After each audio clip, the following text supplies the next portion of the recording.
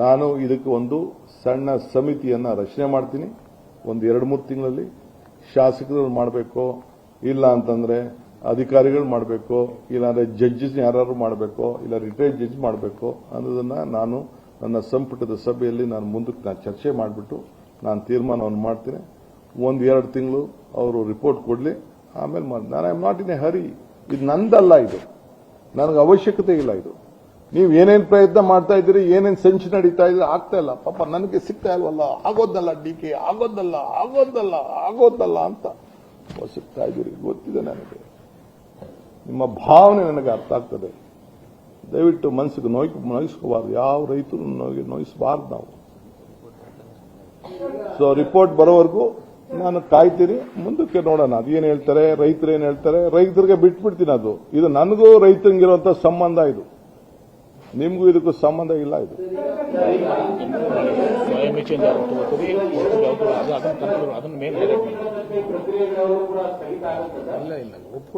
ನೋಡಪ್ಪ, ಸ್ವ ಇಚ್ಛೆಯಿಂದ ಯಾರಿಗೆ ಆಸ್ತಿ ನಮಗೆ ಇದು ಝೋನಿಂಗ್ ಇದೆ, ನಮ್ಗೆ ಬೇಕು, ದುಡ್ಡು ಬೇಕು ಅಂತ ಹೇಳ್ತಾರೆ, ಅವ್ರಿಗೆ ಕೊಡ್ತೀವಿ. ಯಾರಿಗೆ ಬೇಡ ಅಂತ ಬಿಡ್ತೀವಿ. ಈಗ it is A continuous process. We will not force anyone.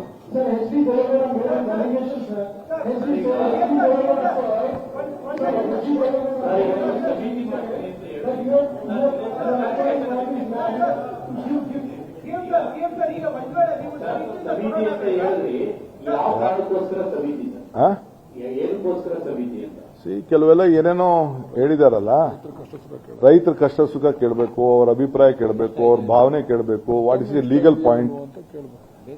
Legal point is also very important. ಬಹಳ ಜನ ಚೀಫ್ ಮಿನಿಸ್ಟರ್ಗಳು ಪಾಪ ಏನೇನೋ ಇಂಥಗಳು ತೀರ್ಮಾನವನ್ನು ಮಾಡಿ ತೊಂದರೆಗಳನ್ನು ಅನುಭವಿಸಿದ್ದಾರೆ. ನಾನು ಸ್ಟೇಟಸ್ ಕೋ ಏನು ಅವರು ಆದೇಶ ಮಾಡಿದ್ದಾರೆ, ಆ ಆದೇಶದ ಪ್ರಕಾರ ನಾವು ಮುಂದುವರಿಸ್ತೀವಿ.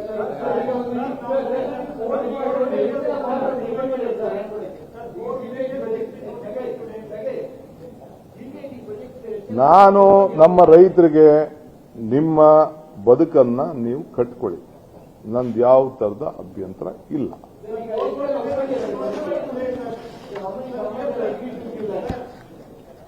ಅದರಲ್ಲಿ ಯಾರು ಲ್ಯಾಂಡ್ ಕೊಡಲ್ಲ ಅಂದ್ರೆ ನಾವು ತಗೊಳ್ಳಲ್ಲ ಅಂತ ಹೇಳಿ,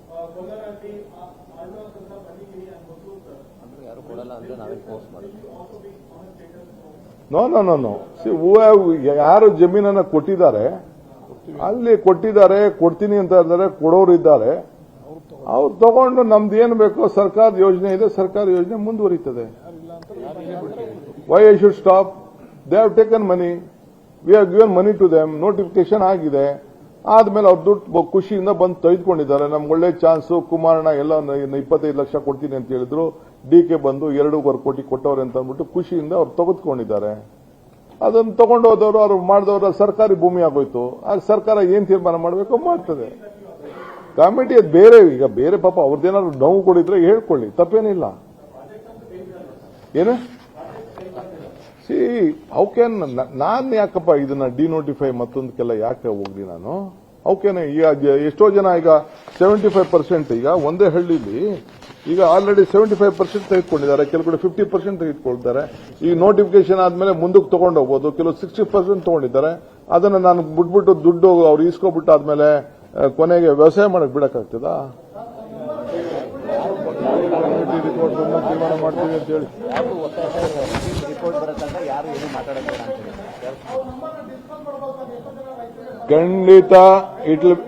ಖಂಡಿತ ಟ್ರಾನ್ಸ್ಪರೆಂಟ್ ಆಗಿ ಎಲ್ಲ ಡಿಸ್ಕಸ್ ಮಾಡ್ತೀವಿ. ರೈತರ ಸಮೇತ ಯಾರು ಎಷ್ಟೆಷ್ಟು ದುಡ್ಡು ತೆಗೆದುಕೊಂಡೋದ್ರು, ಮಾಲ್ಕಿ ಎಷ್ಟು ತೆಗೆದುಕೊಂಡೋದ್ರು, ಏನ್ ತೆಗೆದುಕೊಂಡೋದ್ರು ಅಂತ ಎಲ್ಲ ಕಂಪ್ಲೀಟ್ ಇದೇನು ಯಾರು ಮುಚ್ಚಿಡಕ್ಕಾಗಲ್ಲ.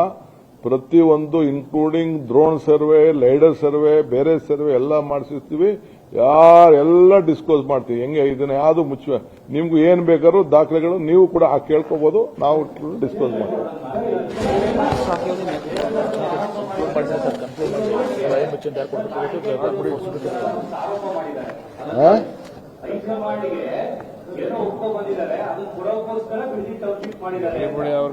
ನೋಡಿ, ಅವಕ್ಕೆಲ್ಲ ನಾನು ಉತ್ತರ ಕೊಡಕ್ ಹೋಗಕ್ ಇಷ್ಟ ಇಲ್ಲ.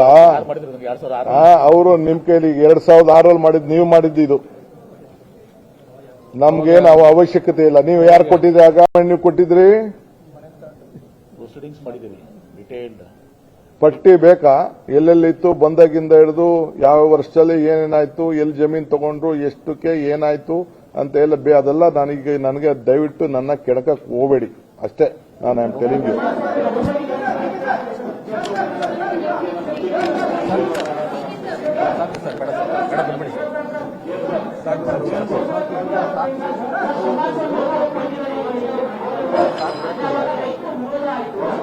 ಸರ್ ಬಿಡಿ ಸರ್ ಸಾಕು. ವಿರೋಧ ಮಾಡೋರ್ದು ಮುಟ್ಟಾರ ನಾವು ಅಷ್ಟೇ. ರಿಪೋರ್ಟ್ ಬರೋ ತನಕ ನಾನು ಏನ್ ಹೇಳಬೇಕೋ ಹೇಳಿದ್ದೀನಿ. I will wait for the report. Let farmers ಪಾಪ ಅವ್ರ ಬದುಕು ಅವ್ರು ಕಟ್ಕೊಳ್ಳಿ, ಸರ್ಕಾರಕ್ಕೆ ಕೊಡೋರು ಕೊಟ್ಕೊಳ್ಳಿ. ಕುಮಾರಣ್ಣ ರೆಡ್ ಝೋನ್ ಅಲ್ಲಿ ಇಡು ಅಂತ ಹೇಳಿದ್ದಾರೆ, ಅದನ್ನ ಮುಂದುವರಿಸ್ತೀನಿ ಅಷ್ಟೇ.